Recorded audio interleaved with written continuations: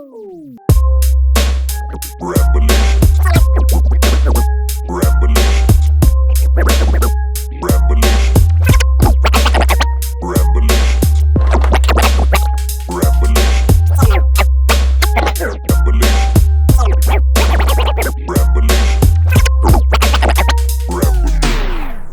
Three, two, one. Stonks, baby. I hope you all made money today. I hope you all made a lot of money this last week. And if you didn't, honestly, like, no worries, because, like, I'm not a betting man for the most part. I obviously put in money because I have some extra expenditures. I can, like, I have some extra money lying around I can put into this shit. But, like, honestly, bro, it's wild out there. It is wild. Be careful. Take a sword with you. Hello, listener. Listen to the old man in the cave. He will help you out. We promise. Yes. But yeah, baby, Ramblations episode 8, and boy, oh boy, we got a long one in front of us. This is a fun one. We're gonna have a little bit of fun, even though we're still talking about some serious shit. But we're gonna have a fun one today. Yeah, that's how we like to do it. Serious topics, not getting too serious about it. Yeah, I mean, we already started kind of, thanks to Amelia's brilliant opening, we already got an idea of what's kind of going on or what's on our minds. First things first, like, with our recent news segment, like, everyone's been watching the market kind of go up and down. There's a lot of stocks besides GameStop, which, used to be, their logo used to be what? Power to the players? Now it's power to the fucking people. Yeah, man. They're giving power to everybody. Everybody except the people with power. Yeah, I'm loving it. It's kind of cool to watch, like, just as like a narrative, it was interesting to see like how a bunch of smaller like retail investors were able to kind of bully like a lot of money out of hedge funds, and we're still seeing it develop. So like, it's not easy to say that it's like a finished narrative yet, but I think the light's at the end of the tunnel. I think, like, from my analysis and what I've read about it, it seems that a lot of common folk will hopefully make money off of this. Yeah, let's explain the situation in case I've been living under a rock, or honestly, to tell you the truth, it's just this stuff you haven't understood what the fuck is going on. You're just seeing the memes and all the ridiculousness that's been coming out of this this past week. Yeah, this was last week. I think we're getting into like a 7 or 8 day territory, but like, yeah, basically a week plus some change. Yeah, so basically, Reddit on this subreddit called Wall Street Bets. Someone, Yep. A Redditor, noticed that a particular hedge fund... User deep fucking value. Are you serious? That was their username. Yeah, deep fucking value. Everyone calls him DFU right now, and for short. The man, yes.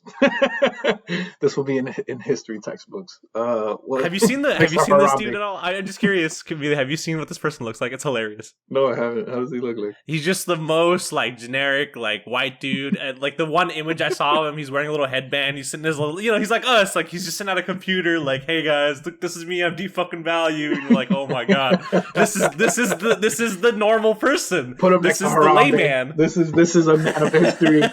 Our children don't know who this man is. Oh man, that's hilarious.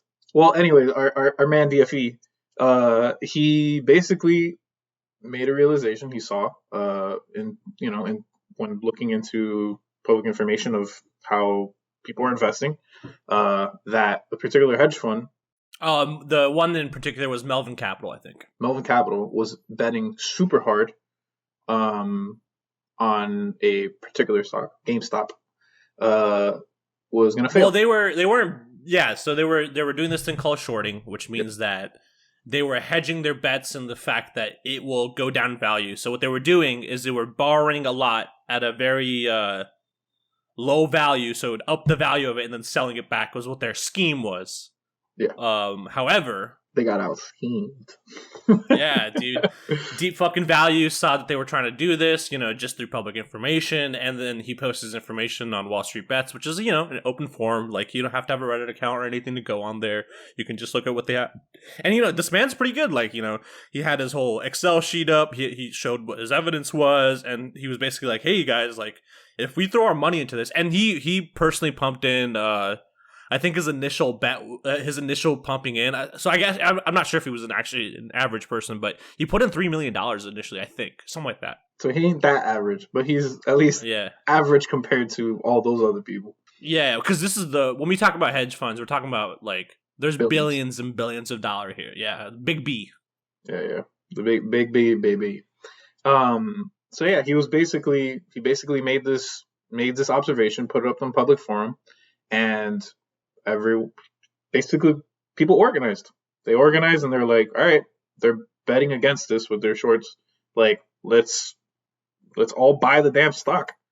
And in doing so, and driving up that price by organizing together as people, they did the reverse of what this hedge fund scheme is, and they basically got out schemed. So the stock soared from $12 a share to $500 at its peak, or roughly. I think 500 at its peak, something like that. Yeah. Yeah. So they made a shitload of money, a lot of fucking money, and you see a lot of cool people with the average money doing cool shit. There was a kid that he made a few $1 million off of it, I think, and he bought a bunch of games. He went to GameStop actually and bought a bunch of Switches and donated it to hospitals and stuff around him. So I saw that's really sweet. And like I saw one that this kid that had like 5 shares that he got from Kwanzaa. It like turned into like a couple $1,000s, and he was able to reinvest that money and keep some for I think a college fund, and it was really nice. On the other side, you have all these news reportings and people from the hedge funds going on the news.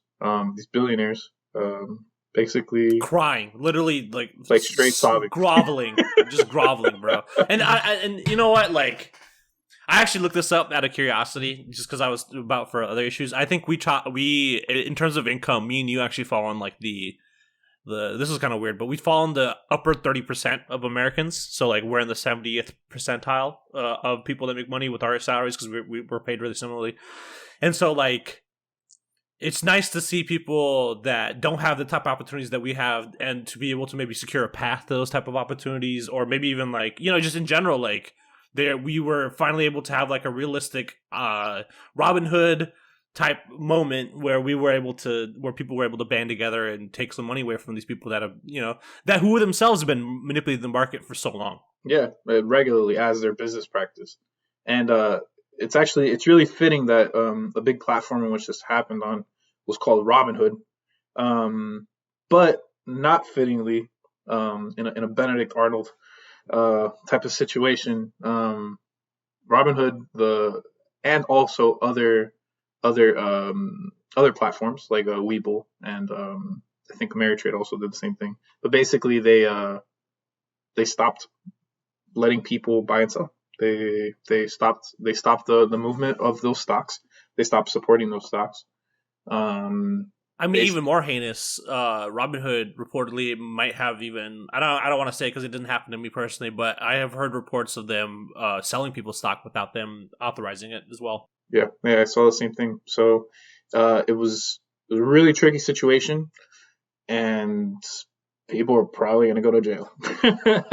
Honestly, suing is definitely happening. There's a class action lawsuit. Yeah, that's going on. It's Robinhood.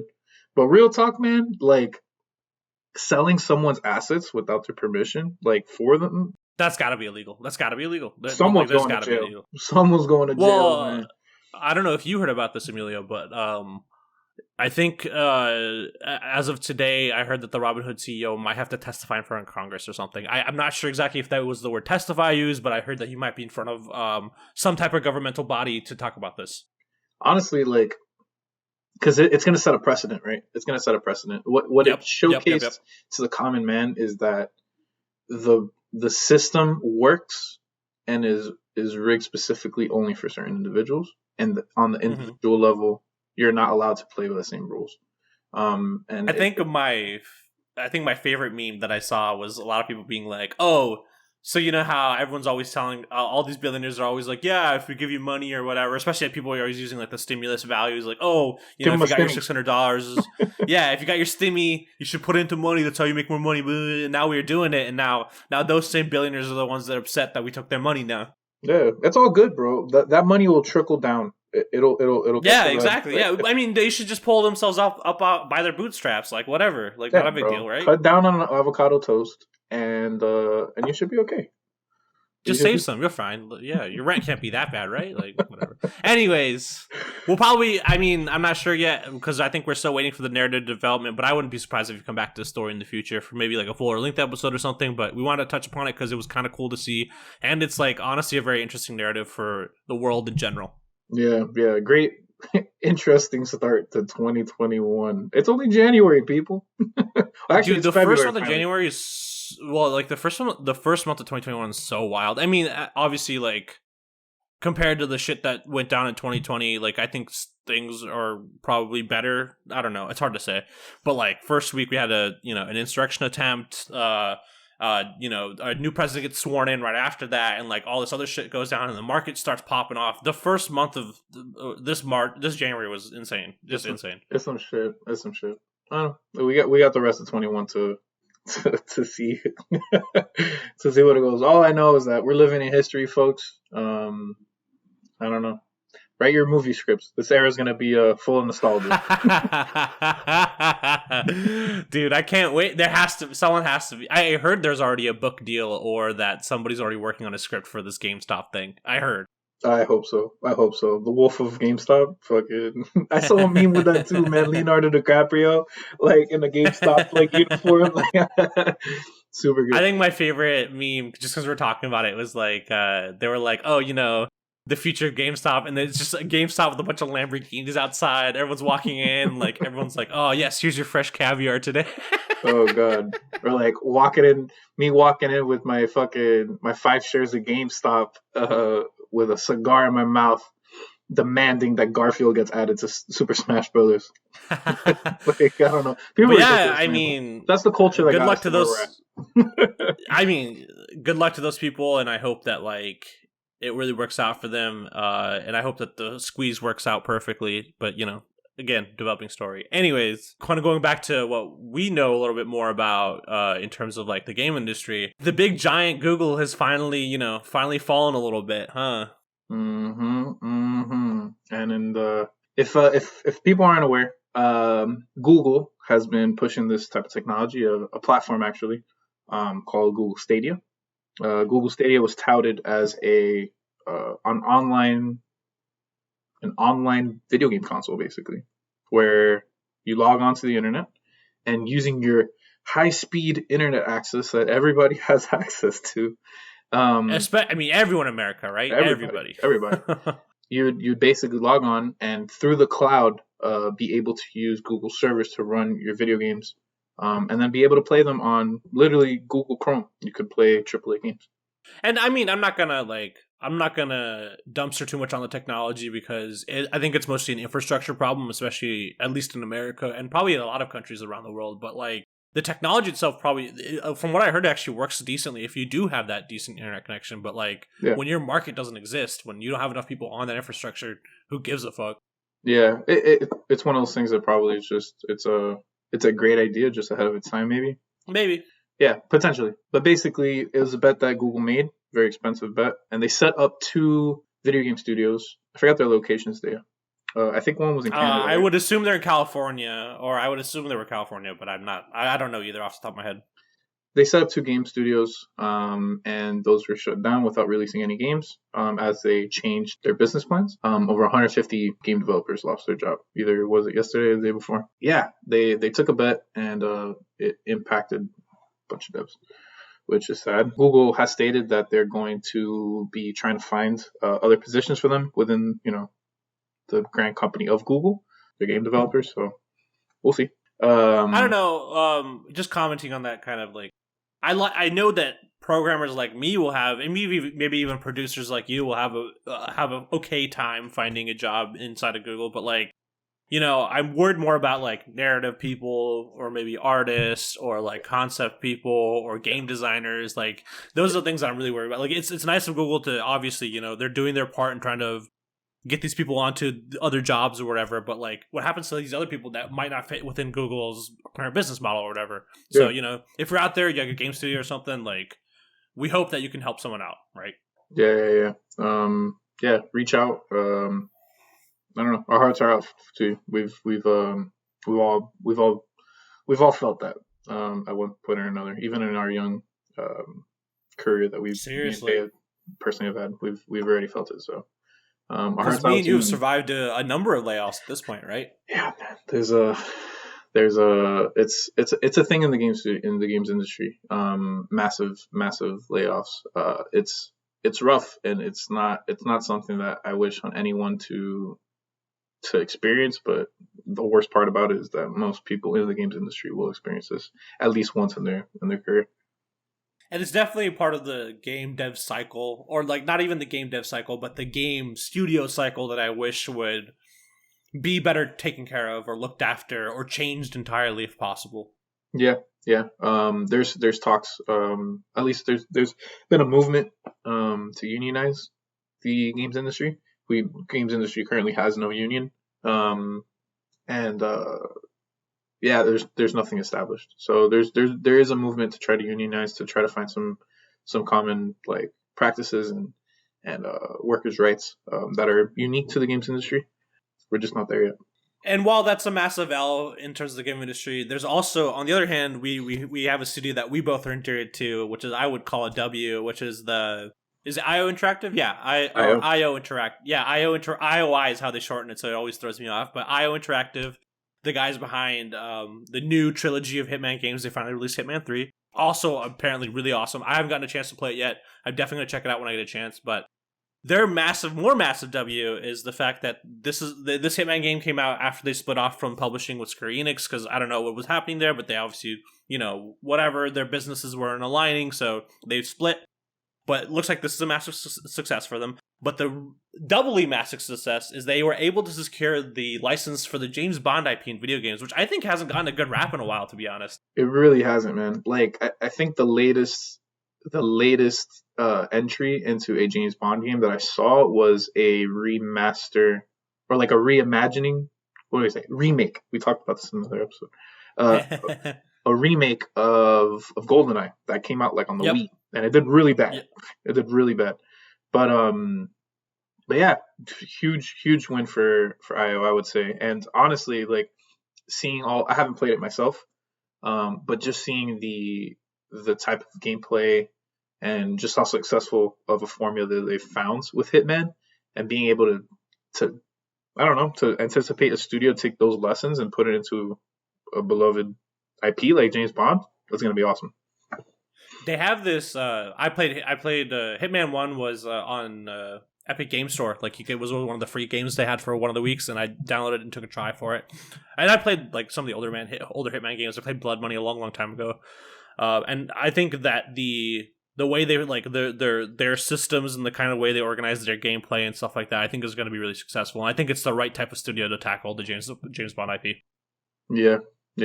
Just a quick note on Hitman 3. I really love this is a direction that I've kind of been seeing in just the way that games are being created now that are part of series. That I was really impressed with Hitman 3. But with Hitman 3, because it all uses the same engine, once you get Hitman 3, and if you have Hitman 2 and 1, all those maps and all the DLC and everything, it just gets pushed into Hitman 3, so you can play it all. You can play the entire trilogy within that one game. And I think Hitman 3 also has improvements that shift down to Hitman 2 and 1 if you do that process, because they have like UI improvements, so like the game looks and feels a little better and stuff like that. So, I think from what I've heard, it's probably the optimum way to play the older missions as well. Yeah. So that's cool, man. I was super impressed with Master Chief Collection and the way that they handled that. And so to see another studio do that in a very different genre is really cool to see. I hope more series take that.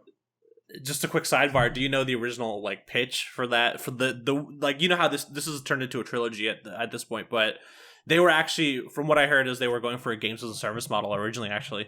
Oh, really? So it was just going to be Hitman, and then they just put out maps regularly? Yeah, so this trilogy is referred to as the World of Assassination, and that was like the original pitch, which is you buy Hitman 1, or like, Hitman originally back then, and throughout the years they would continually I guess you would pay for more levels. I'm not sure how they never went with this business model, so whatever. But like you were able to get more locations and get more, like they would update the missions, and they also had this thing called contracts, which are cool, which within the levels that they already designed, they would have like different types of people that you were supposed to hunt down and stuff. It's very cool. Like it just awesome. From like a game development point of view, and even from like someone that's playing the game, like there's just a lot of like it has a lot of replay value. You can just continually sit there and like even in the same levels, there's a lot of interesting ways to tackle the challenges and do a lot of fun stuff with it. That's cool. And I mean, honestly, like I have my uncle. He's a huge Call of Duty fan. And I've been seeing with him, so I'm able to see this and have someone that's like diehard and just watching it. But this was someone that buys the game like every single new entry, right? Every single year. And I was just like, dude, like, does anything carry over from one to the next? He was like, nah, man. But he still enjoys it, and he still plays it, and he still spends money on it.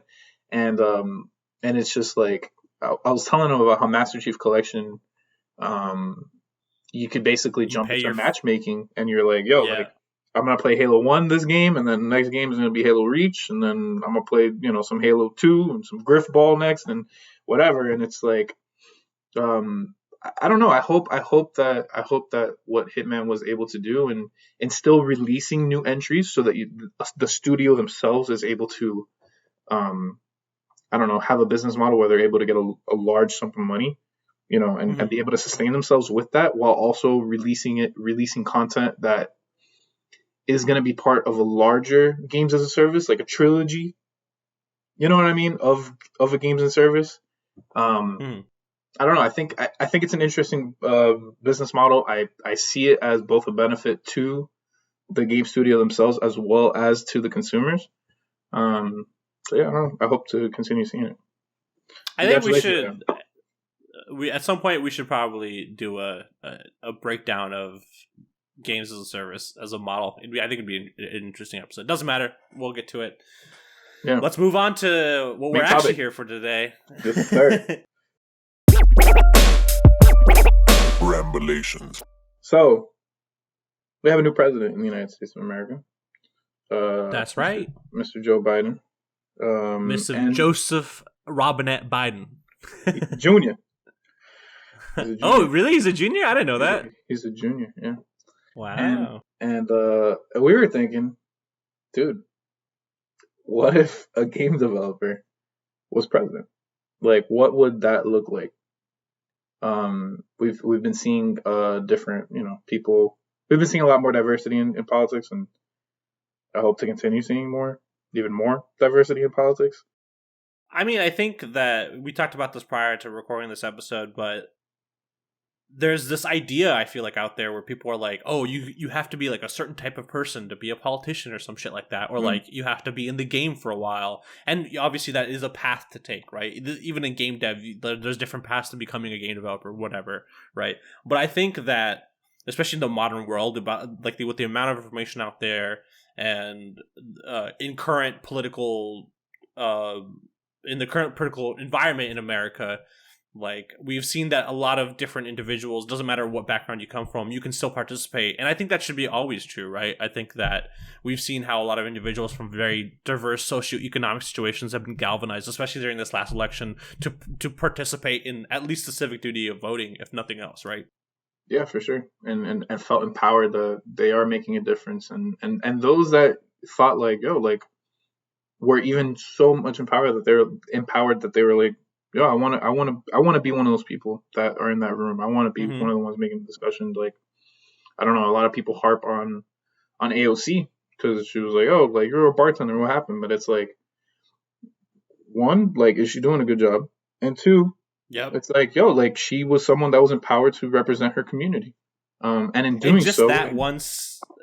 Yeah, like I think you were just about to say, like, just within that one step of her rising up from that one, she's galvanized a lot more people to also take similar steps, and just outside of voting, but also running for offices in different various regions across America. 100%. Yeah. She went from wanting to represent the Bronx to now she's a big representative to our generation of Americans, right? So, it's interesting, and we thought it would be something fun to take a serious topic like the political scene of our country, and I don't know, just have a little fun with it and think about what would a game developer do with the job. I think it's funny though, because like even before because I brought this idea to you as just like a one-off kind of sentence, and like I didn't explain like we're laying down some ideas of how we came up to this, but like personally, I don't think we had any idea of how either of us were going to approach this. And I personally, as a programmer, I came from a very systematic point of view. Like, what systems do I see in government that can be changed or influenced in some way, shape, or form to be able to help the other systems out, which is like, being a gameplay programmer, that's kind of what I do a little bit. And then when you started talking about it, you were explaining how you would find people for cabinet positions or game studios and stuff like that. And I was like, oh, whoa, this is totally different. Because I'm a producer, and I was just like, all right, cool. Like, we got to assign some people to roles. We got to make sure that the right people are where they're at. It's organized well. Communication's happening. Like, yeah, we're very two different types of game developers, which is good. We need them all, right? We need everybody. I think even in government and even in game studios, like, you don't get shit done unless you have people with like very diverse skill sets that are able to tackle problems in very different ways, right? Yep. Stronger as a whole. To kind of help ourselves out, we kind of made a little list of like some of the things that we saw in terms of issues that were plaguing America a little bit right now. One of them being the plague. Yep. Right. So definitely the first issue that we thought of was COVID. And then, like, what were you saying, Emilio? No, it's exactly that. Like, how would a game developer, through the eyes of a game developer and someone who has experience working in game development, how do we tackle these issues? How do we tackle? I'm kind of curious because I was kind of curious because you had you pitched that you would have certain teams or like developers that would like try to be better at like tackling these types of things. And I think when I think of COVID, the first team that comes to mind would be the people behind Pandemic, right?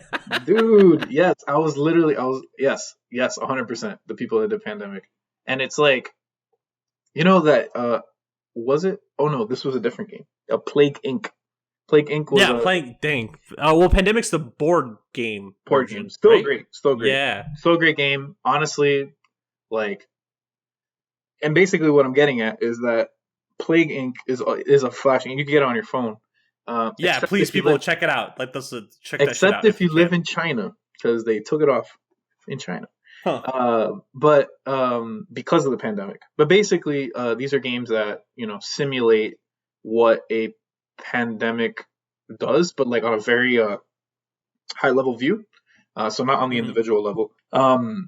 And Plague Inc., you basically create your own disease, and then it spreads, and you help it spread, which is really fucked up to think about now in the pandemic. But like, as a but in all honesty, like as a tool to understand, and to games are all about, at least my favorite thing about games is that they're empathy machines. They're things that they put you in the shoes of either a person or a concept or some sort of seat that is very different from your normal perspective in life, and brings you a new appreciation or a new understanding of what that is, right? Or just, takes you along for a ride. I think specifically with Plague Inc., I think it's interesting because I think that when we think of the modern pandemic or the modern epidemic type spreading, we don't have data about that until now, obviously, because COVID happened. But before then, the biggest thing that we had was like the Spanish flu. I would probably say would be the biggest like kind of epidemic disaster that I can think of. The bubonic plague. I don't know. But what I'm trying to say is that like recently. Yeah, because the thing that Plague Inc. does really well, at least personally, is like they have all the modes of transportation, right? Because you can get the disease, like the disease can fly. Literally, you will see planes going from different ports around the world to different other places, and that will be the start of the infection. So I think that was kind of interesting because we saw former President Trump try to ban travel from China and stuff like that, and we also have current travel bans coming up right now. But we know that those aren't the definitive ways to tackle these problems. And in the eyes of Plague Inc., we even see that it doesn't necessarily have to come from one location. And this is even true with COVID. Yes, we banned travel from places like China and stuff like that, but that doesn't mean it didn't stop people from coming in from Italy or other parts of Europe or even other parts of Asia. And so I think Plague Inc., the developers behind that would probably even have a pretty good understanding of how that works, honestly. Yeah. And also I think I think these games, I think they should be played just to kind of understand, for people to understand how these things spread. I think that it would bring a level of understanding that they normally wouldn't have. And also, I think on the flip end, I think if it was created in a way, all right, there's a program that you can play online, kind of like a game where people kind of decipher proteins and they look for basically cures to certain diseases, and they analyze proteins.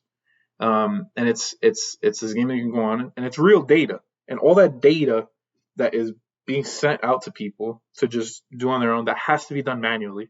It's done by a computer, but a big piece of it is to be done by people. I think it would be interesting if we had some sort of game that could be created by the government that could be sent to people, where you basically crowdfund, or like, you take the collective of people, the collective effort of people to solve a certain problem. Like, I don't know, looking into COVID, or like, I don't know, like if it's set, you know what I'm getting at? Like if it was set up in a certain way. The thing you mentioned it's called Folding at Home. It's an automatic program that runs in the background. It doesn't necessarily a game, but it functions as a simulation, so it's kind of like a game. But they did actually, at the start of COVID, they did have a model for that, and they were using it. So that is a thing that was happening. I'm not sure if they helped, maybe with the vaccine or something like that, or like help in terms of gathering data about the virus itself. But that is something, like, it would be more interesting if it did have the backing of something like government power to be able to maybe not enforce it, but like at least make it more legitimized, I guess. I don't know. Advertise it, even. Yeah, definitely. Yeah, or just put more money into helping them even make a better infrastructure or whatever they need to be able to function more efficiently. Yeah, for sure. So I think that could be cool. What's next on the list, Dave? Well, so obviously, COVID has not just as a pandemic has this issue, but there's also other things that it could be it has problems with, including healthcare and economics. And so, in terms of that, I wonder, how you kind of see those. Is there a studio you had in mind or something? I didn't have one in mind immediately, because when I read COVID, obviously Plague comes to mind. But I'm wondering if you had anything off the top of your head that you can think about there. For what? For healthcare or economics?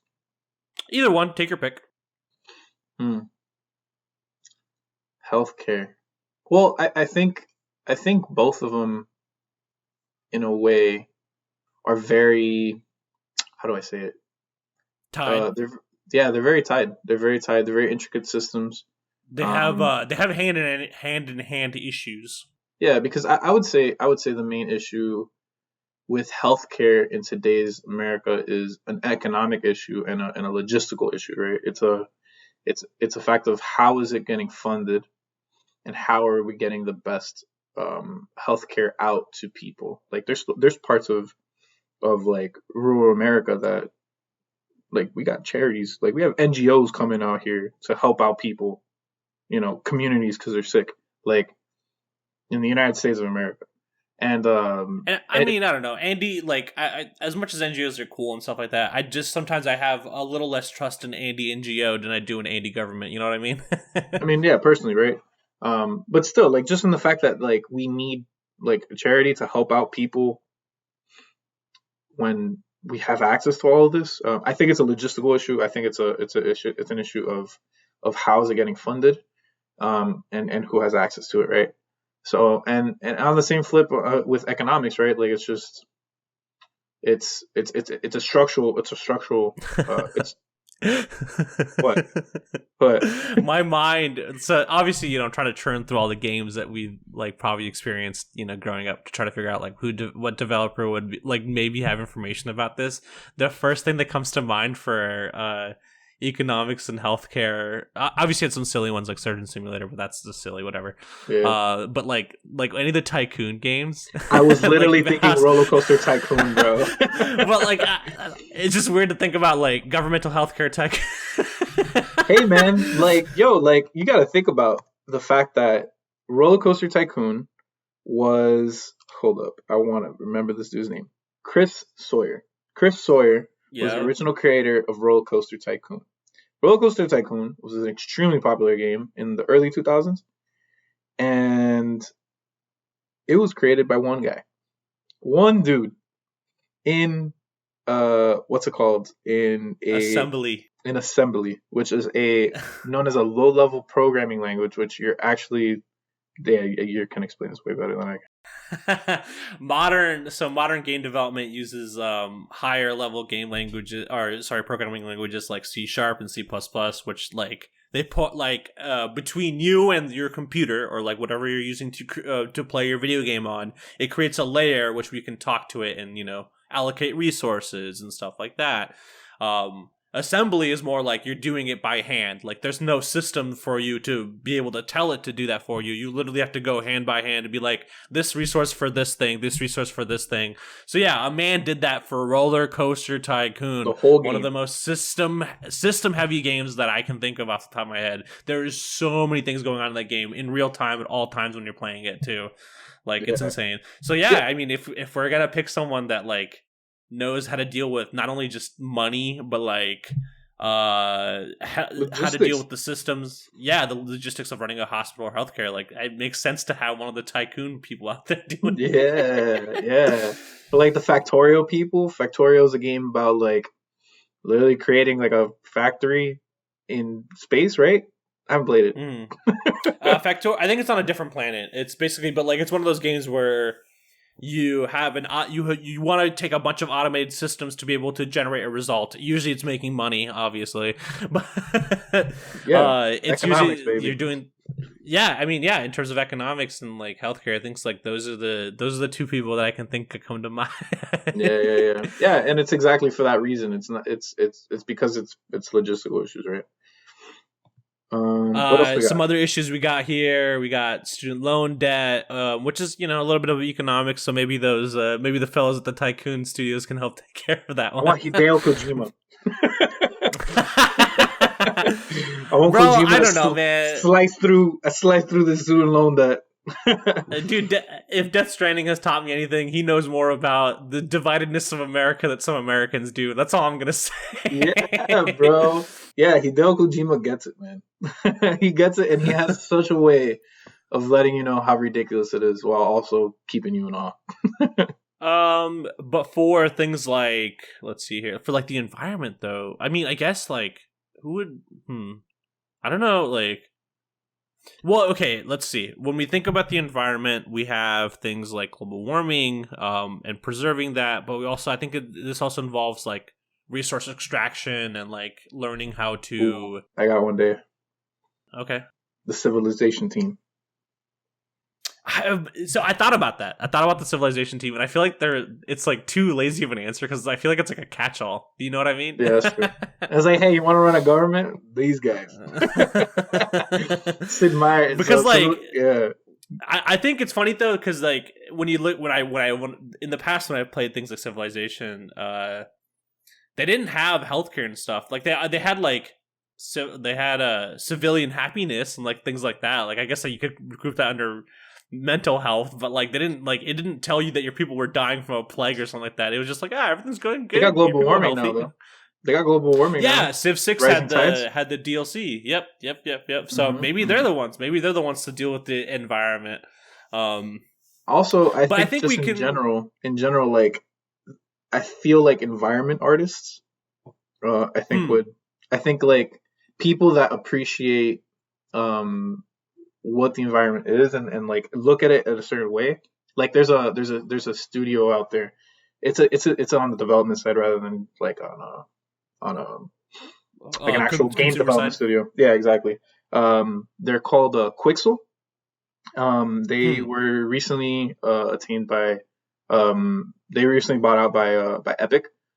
So if you watched like the latest like that Unreal 5 like reveal trailer and you saw all those textures that were like just really beautiful photorealistic textures, that is them utilizing a product that Quicksilver makes, which is Megascans.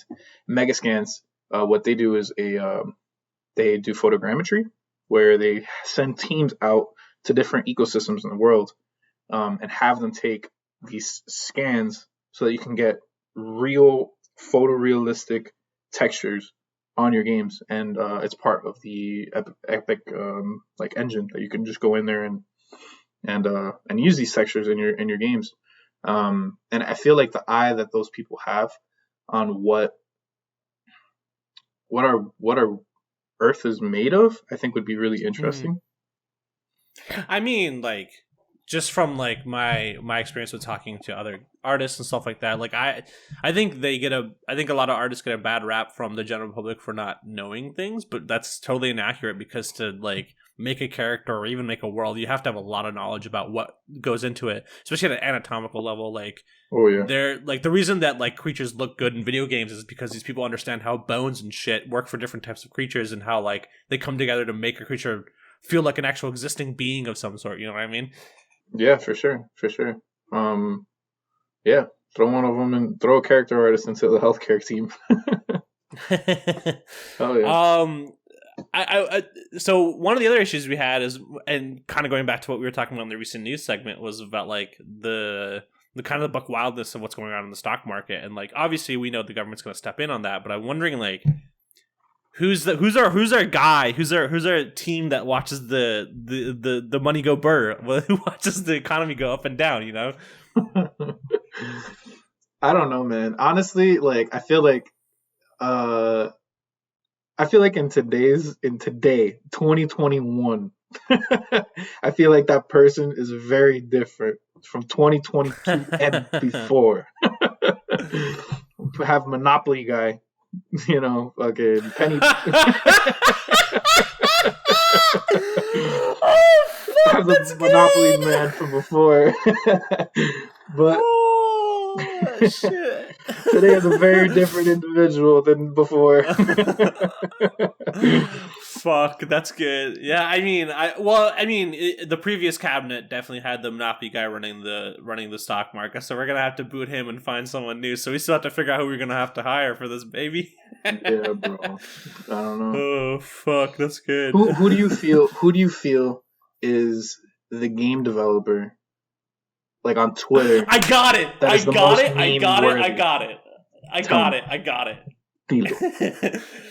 I'm gonna give you a hint, and I'm wondering if you can get it off of this just one hint, because I know, I think this answer's in your brain somewhere too. What game is basically just a fucking spreadsheet? Oh, dude, the fucking EVE Online motherfuckers, bro. Hell yeah! Yo, that game, EVE Online, is a massively multiplayer online game. Like, you know, your Warcrafts and your Guild Wars. It's a little more it's sandboxy though, right? Like Warcraft has like there's stuff going on behind the scenes that makes it so like you're restricted within kind of like, you know, their theme park. But EVE Online's a little more buck wild than that, let me tell you. Yeah. I was just saying, like, as far as like genre and the fact that people jump onto a game and there's a bunch of people walking around that are also players playing the game. Yep. But yes, definitely a lot different, where you would go in and it's a space game, but there's like a whole society happening. Like you get a job from someone else. There's companies. Yeah. And you like mine like minerals or whatever, or you join these giant federations that literal people own with ships that cost real money. When we say real money, we're talking about like hundreds of thousands of dollars. People pay for these things in a essentially a kind of environment that doesn't really exist in the real world, right? But they do have an economic thing they have to take care of. So like definitely those devs are definitely the people behind this. Yeah, no, dude, it's insane. There was actually a report from this game of just how successful this team has been in creating basically an alternative reality that people live and work in. But they have these wars. So basically, like, there's also pirates and there's people that, you know, there's different federations that are competing for resources and for control. Again, real people. And there's these battles that happen where these two, you know, there's a clash that happens with a federation, like maybe like a really giant one, big company, and then a bunch of smaller ones want to fight it, or bigger ones, whatever. There's battles that play out, and there's thousands of people participating on that single thing. And these things are massive. They got to a point where a battle happened. It was the largest one that ever happened, and it literally stopped the server. Like, it can't move. But now they're at basically a standstill where no one can leave. Like, you can't log off, because if you log off, you're giving an advantage for someone on the other side to jump on in that limited space that they have. And they're literally at a standstill where they're just like, people are just sitting there on their computers and just holding off until the other side basically gives up. And they log off so that somebody can win. It's a fucking it. That's how successful of creating these developers have gone. It's really impressive. I mean, but like we were saying, if I'm going to trust anyone with a shit ton of money to like and understand how to balance it, and make sure that things go up and down, and even put down like new sanctions or new laws, or like figure out how to like fix the system, it's got to be the people that are working with that kind of scale, even in their own little environment. Which it has to be the EVE Online people, as far as I'm concerned. Yeah. No, they do get it. They do understand. For transportation, I want to say someone some more qualified Forza- than people to judge. Someone more qualified than people to judge, please. Yeah, man. Why is Pete Buttigieg in there? Yeah. Oh man. I don't know, man. I don't know. I would rather have a Forza dev, someone that worked on Forza Horizons. They at least understand cars better. Yes, and understands how, like, damn it. Like, I'm sure that there has to be, I've never worked on a racing game, but I'm sure once you're working on it and you're planning out, like, as a level designer, like, yo, this highway system is fucking garbage. I gotta redesign this entire fucking thing because this makes no sense. Why did this city make it like this? Why is this set up this way? I think it would be interesting to see a level designer from racing game work on the transportation of our country, especially considering the fact that our transportation infrastructure is really fucking outdated and falling apart. Like, you know what I'm saying? Mm-hmm. Yeah. Yep, like if we're gonna rebuild this, like, put in somebody that's created fucking the Hot Wheels expansion for Forza Horizon. And I guarantee you they will still have a better understanding of what happens when the rubber meets the road and how that affects the average day of every individual than probably people to judge himself. Hell yeah, bro. Hell yeah. Yeah. What's it called? Yeah, I don't know. And then also like somebody for like trains, man, because dude, like having traveled in Japan and like seeing the way that they've used. Amelia, we're wrong. Amelia, no, we're wrong. Wait. Rewind. We're wrong. I figured it out. I'm sorry. I love Forza, and I think they're good at what they do. But I think I figured out a solution for all types of transportation, trains and trucks included. Do you know what I'm getting at yet? Is that truck game? American Truck Simulator, baby. Oh. Get some virtual truckers in there. Some virtual truckers. I mean, but then that would be the same thing. This is a catch-all. What? Wait, this is even better. This spreads to other things now. It gets like better. Flight Simulator, right? Or no, maybe. There's Flight Simulator, but guess who does agriculture then too? The Farming Simulator, motherfuckers, bro. Hell yeah. And I think honestly, I think you're getting into something too. Is like, I feel that not only game developers would be good for these jobs, but like, I feel like certain games are created in a way that even the development team themselves are not going to be able to fully understand the systems that they've kind of set up as much as the players, the high level, the best players of that certain game have understood, right? Mm-hmm. You know what I'm saying? Oh, I mean, I think personally as developers, we've both gone through the experience where we realize that, like, despite having so much knowledge about the things that we created, we still can't skillfully execute on some of the stuff that we've seen players do. Whether it's just manipulating like numbers or like doing something cool in a game, but like some of these people are just very good at taking systems that we've created about certain types of things and flipping them on their head. And I think that type of individual would be very key to government, and also not only in terms of exposing some of its flaws. Like, you know, someone like Deep Fucking Value, going back to our GameStop talk, might be a better person for understanding how to deal with the issues of why the stock market is so easily manipulatable than a hedge fund millionaire. I would honestly say, yeah. Of course. And it's just a matter of like, it's interest, right? And availability. Like I think honestly with this GameStop thing, you're totally right. Like in having them see that it is accessible, that it is something that they themselves can be involved with at their socioeconomic level and at their socioeconomic level, and the fact that they're like, yo, I have a computer, I have some funds, limited as they are, I have something, and I have the internet, and I'm able to use Reddit. I have a certain level of literacy in a new form of communication technology that maybe a lot of the establishment doesn't have, and they're utilizing it. Wait, Emilio. What? Who gets to replace Betsy DeVos as a game dev for education? Oh God, I'm so happy we're having this conversation. We got rid of Umbridge, people. We got rid of fucking Umbridge. That lady was wild. Anyways, like I'm actually kind of like public education is actually something that like matters a lot to me. I went to the public education system in Washington State, and I think I had a like fairly good education compared to some places in the world. And so like I don't know. I'm curious. Kind of, what's up? What game has the best tutorial that you've ever played? Is that it? Is that what it would be? Would it be the tutorial, or would it be? Well, okay, I'll give you this much. It can't be a fighting game dev then. Those are fucking bad. Those are really fucking bad.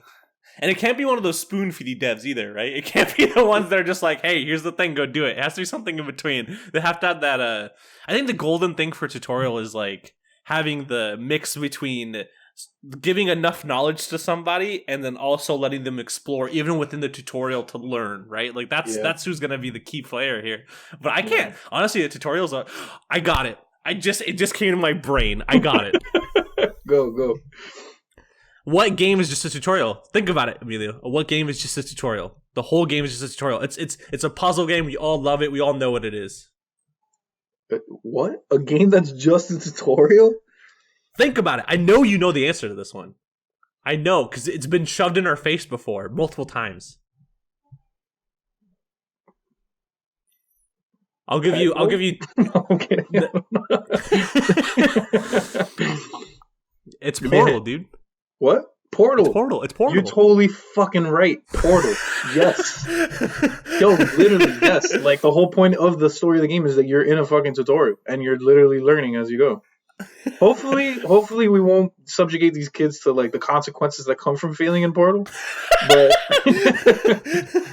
But I can totally understand that. I think tutorial people would work in the fact that it's exactly as you said. It's not just do the thing, right? It's not just eat the facts, regurgitate it on a test, move on to the next level. It's presenting the information to them in a certain way that they're constantly learning, and there is exploration within what they're learning, just as you were saying. And I think that would help our antiquated sense of what education is in America, because I think we're so way behind in terms of like new techniques of learning and how to develop all this. So maybe someone like that would actually be able to broach that conversation in a sane way, Yeah. And also like in the fact that like tutorials, at least like as a tutorial, like someone who is making a tutorial, game designer that's creating a tutorial, they want to make it as accessible as possible, hopefully, right, to as many people as possible. So, especially considering like some of these games, they've been really good recently as far as like adding a bunch of accessibility options for the handicap, all types of different handicaps. So it'd be really cool to kind of pair those together and just creating a system that, regardless of what kind like of how you learn, and what kind of needs that you have, you to still be able to get the same quality of experience. Sorry, I've been holding back laughter for like the last 10 seconds. Is another really like obvious answer came to my mind for another department. I'll give you the department, and I know you'll know the answer. What? He's gonna take care of NASA, baby. Of NASA? Kerbal. Not in the OG Kerbal space devs that got screwed over by, who was it? Was it Epic or somebody? Who did that? Do you remember that story? Because for the second game or something, right? Or yeah. But yeah, those guys. I want those people taking over NASA. They know what the fuck is up. Yo, but real talk, man. Kerbal Space Simulator is basically where you take a bunch of fucking minions and you send them to space.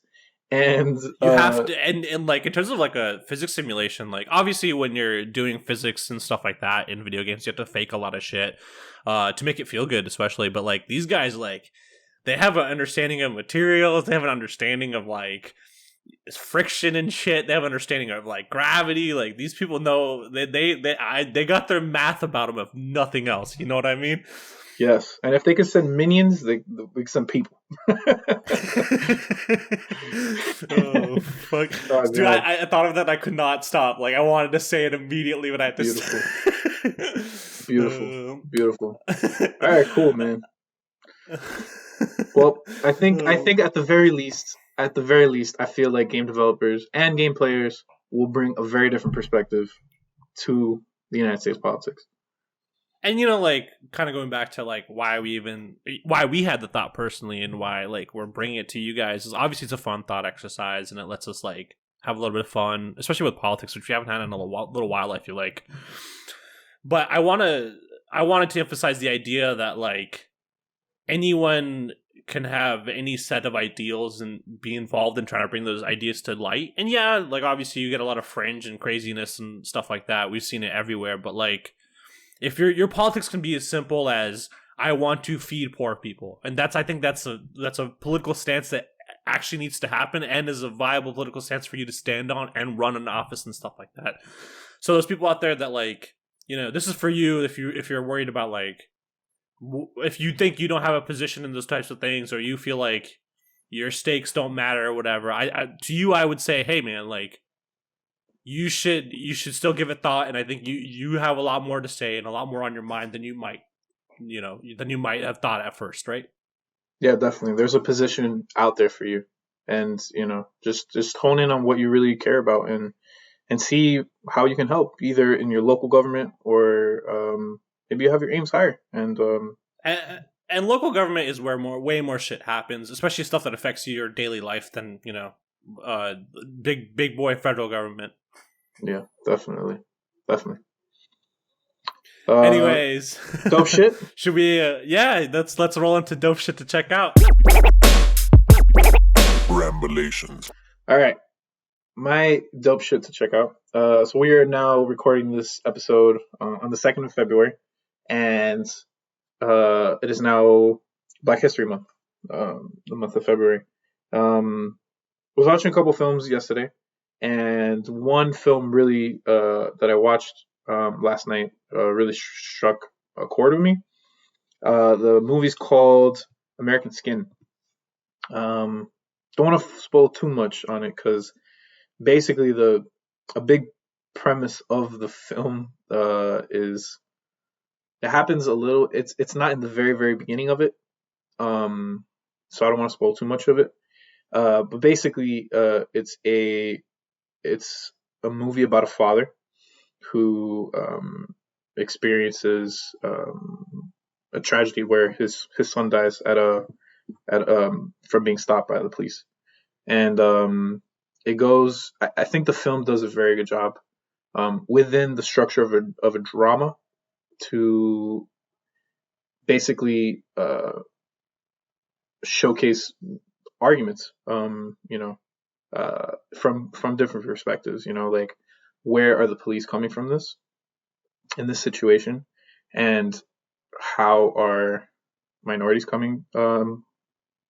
How are minorities exploring? Like, what have they been screaming about? That is the issue, and it brings it at a really personal level. It for me, it also had like a big portion of the film kind of is in a case, like a court case, but it's a very different type of court case. You watch the movie and understand. That kind of reminded me of 12 Angry Men. If you haven't watched that, it's a great film as well. Very old school. But yeah, it's a great movie. Check it out. Yeah, let us know what you think. Daya? Honestly, like 12 Angry Men is such a good, like, I think that movie is a great examination of what happens in a courtroom deliberation when your jury needs to make a decision. So people should check out that in general, and it's really easy to find nowadays too. Super. And I had random cameo, not cameo, but real weird fun fact. The voice of Piglet from the Winnie the Pooh. He's an actor in 12 Angry Men. Yeah. I came across someone showed me a webcomic that was really interesting about like the troubled teen industry, which is actually like a really big, like I don't know how to verbalize the scope of what this issue is like, but it's very interesting look into some of the history and realistic accounts of people that have gone through the system. It is a little hard to read, honestly, because it does go through a lot of traumatic shit, but like you should still check it out if you can stomach that kind of stuff. It does have to deal with basically imprisonment and just traumatic issues and capturing and like being held against your will and stuff like that. But it's called the website is I think it's called pronounced Elan, but ELAN.school SCHOOL. Yeah, check that out. I read the whole thing over like a Sunday afternoon, up to from chapter 0 to the current chapter, which is 51, and this person is still trying to put out more content. But like, again, just want to give out that content warning that this is some pretty extreme shit. So if that's not something you don't want to see, then don't check it out. But otherwise, like, it's a very good read and very like, I don't even know what to say, like very like harrowing account of the type of shit that still does go down in some parts of this country, actually, and has gone down over the last 3 or 4 decades at least. All right, cool. Well, I hope you all have a great day, whatever day this is that you're listening to it. We love you, and we hope that you keep your eyes on the prize in terms of politics and the stock market, baby. To the moon. Have a good one, listeners. Bye. Have a good one.